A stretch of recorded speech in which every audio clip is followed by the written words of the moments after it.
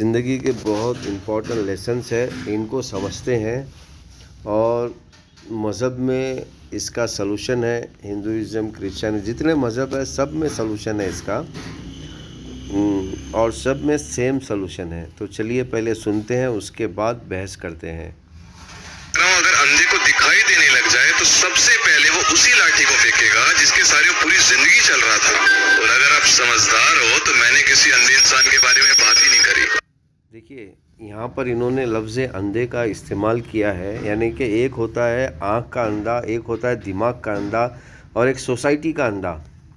यानी कि एक अंधा ऐसा होता है कि वो आँख का अंधा होता है और जब उसे आँख आ जाती है तो जिसके सहारे से वो अभी तक ज़िंदा था उसको वो फेंक देता है।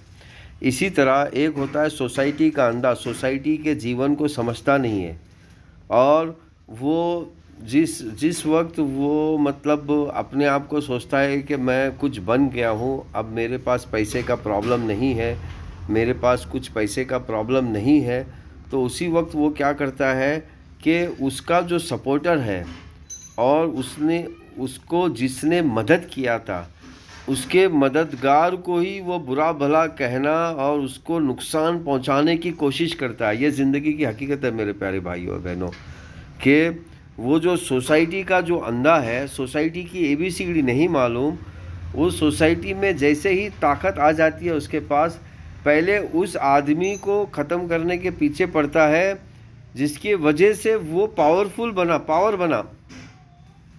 तो ऐसे सिचुएशन को हैंडल करने के लिए ईश्वर ने यही कहा है कि भाई उसे ईश्वरी किताबें पढ़ना चाहिए, ईश्वरी ज्ञान करना चाहिए, ईश्वरी योगा करना चाहिए। देखिए, ये ईश्वरी योगा तो संस्कृत में हो गया, हिंदी में हो गया, इसी को मुस्लिम अल्फाजों में इसी को सलात कहते हैं, नमाज कहते हैं, इसी को कुरान पढ़ना कहते हैं। अब एक आदमी मैं पढ़ता हूँ कुरान, मैं नमाज़ पढ़ता हूँ और वो बज़ाहिर फ़िज़िकली नमाज जाकर पढ़ता भी है, लेकिन दिमाग उसका सोसाइटी में जागरूक नहीं हुआ है, अवेयरनेस नहीं हुआ है, सोसाइटी का अंधा है, वो सोसाइटी को देख नहीं रहा है, समझ नहीं रहा है कि सोसाइटी कैसे चलती है, तो वो आखिर ये काम करेगा। और इसीलिए आखिरी अवतार हिंदुइज़्म के जो आखिरी अवतार है मोहम्मद अल्लाहुम्मा सल्ली अला मोहम्मदिन व अला आले मोहम्मदिन ने फरमाया कि जब तुम किसी के साथ भलाई करो तो उसके शर से बचो। यानी कि देखिए, एक आदमी जब भलाई करता है तो उसका जो बदल है भलाई है, वो ये सोचता है कि ये भी मेरे साथ भलाई करेगा, लेकिन ऐसा नहीं होता, उसके अपोजिट हो जाता है कि वो भलाई करने के बजाय उल्टा उसके साथ शर करने लगता है।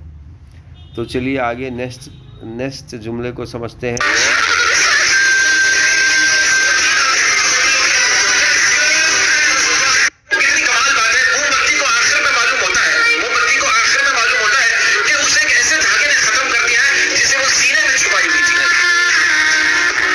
देखो, ये भी एक बहुत बड़ी ज़िंदगी की हकीकत है, यानी कि एक आदमी पूरी ज़िंदगी जीता है और एक अपना एक अंधविश्वास अपने दिमाग में डालकर जीता है और बस उसे जब उसका वक्त ख़त्म होता है, यानी कि 60 साल के बाद, 70 साल के बाद उसे समझ में आता है कि भैया मैं जो सोचता था वो तो गलत था, मेरी सोच की वजह से मैं आज पीछे हो गया, या फिर मैं उतनी तरक्की नहीं कर पाया जितनी मैं तरक्की अगर कर लेता, ये सोच मेरे पास नहीं होती तो मेरे भैया ये हकीकत है कि आदमी को उसकी सोच ही पूरी ज़िंदगी उसे ख़त्म कर देती है। इसीलिए इसका सलूशन मज़हब के अंदर है। इसीलिए कहते हैं कि मेडिटेशन किया करो, योगा किया करो, नमाज़ पढ़ा करो, सलात किया करो। तीनों चीज़ एक ही नाम है, अलग अलग अवतारों को मिली है, अलग अलग ज़बान में अलग अलग नाम दिया गया है, अलग अलग ज़बान में, लेकिन मकसद एक ही है, ताकि जब वो नमाज़ पढ़ने आ जाए तो थोड़ी देर वो सोचे कि वो सोच क्या रहा है। तो इसीलिए मोटिवेशनल स्पीकर कहते हैं कि अपने आप को पहचानो, अपने आप को समझो पहले, क्योंकि अगर तुम अपने आप को समझोगे तो आप के अंदर आप कुछ जो लेके बैठे हो उसके उससे बाहर जल्द से जल्द निकल आओगे। जैसा कि आपने देखा होगा, जैसे कि आप किसी की मदद करते हो तो वो सोचता है कि ये मदद के बदले में ये कुछ मांगेगा, और हकीकत में भी मांगते हैं लोग, लेकिन मांगने वाला तो पहले ही मांग लेता है, बाद में तो मांगता नहीं है। और जो खालिश मदद करना चाहता है वो तो मांगता ही नहीं है, पहले भी हो बाद में भी हो।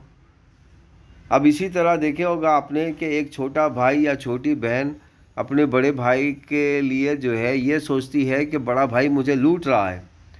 तो हकीकत है, क्योंकि सोसाइटी में बड़े भाई लूटते ही हैं, लेकिन ऑलरेडी जो छोटा भाई है बड़ा भाई है ऑलरेडी बड़े हो गए, तो भाई ने तो उनको लूटा ही नहीं है। और ये दोनों छोटे बहन और छोटी भाई आपस में ये बोल रहे हैं कि बड़े भाई हमें लूटेंगे, तो इसलिए हम बड़े भाई को पहले ही लूट लो। अरे भैया, बड़े भाई ने तो ऑलरेडी छोटी बहन और छोटे भाई को तो लूटा नहीं है, जभी तो तुम बड़े हो गए। अगर वो लूटता तुम बचपन में ही तुम्हें अंधा लूला बहरा बना देता या तुम्हें हिजड़ा बना देता, तो आज दोनों भी जो है होटल में किसी के बिस्तर के साथ सोते हुए नजर आते। लेकिन अब ये छोटे भाई बहन तो ऐसे ही सोचते हैं। अब उनकी सोच को तो वो खुद ही बदल सकते हैं, और इसी तरह ज़िंदगी अपनी भी ख़राब करते हैं और दूसरों को भी ख़राब करने की कोशिश करते हैं। ये इसका मतलब है। तो चलिए तीसरे इस अल्फाज की हमेशा याद रखें, नाम और पतंग जितनी ऊंचाई पर जाते हैं उन्हें काटने वालों की संख्या उतनी ही अधिक होती है।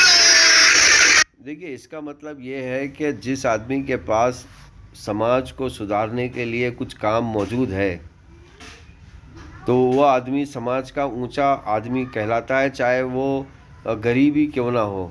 तो उसके दुश्मन ज़्यादा होते हैं, तो उसे सावधानी बरतनी चाहिए, सावधान रहना चाहिए उसे। इसका मतलब ये है उससे, क्योंकि उसके दुश्मन ज़्यादा हैं। अगर कभी साथ ही खड़ा होना है तो उसके साथ खड़े होइए जिसके साथ कोई नहीं खड़ा होता। मजा है हारी हुई बाजी। अब इनका मतलब ये है कि ज़िंदगी में अगर आपको किसी को मदद करना ही है, तो आप ऐसे लोगों की मदद करो जो मदद के हकदार है, कोई मदद नहीं कर रहा उसको। तो अगर आप उसकी मदद करेंगे तो सोने पे सुहागा हो जाएगा, और आपकी मदद हकीकत में एक सही जगह इस्तेमाल में होगी। तो मेरे प्यारे भाई और बहनों, मैं जिस तरह मैंने मज़हब के अंदर इसका सलूशन बताया, तो ऐसे बहुत सारी चीज़ें हैं जो मज़हब के अंदर सलूशन है। अगर आपको भी कुछ पूछना है तो ज़रूर पूछिए हमसे।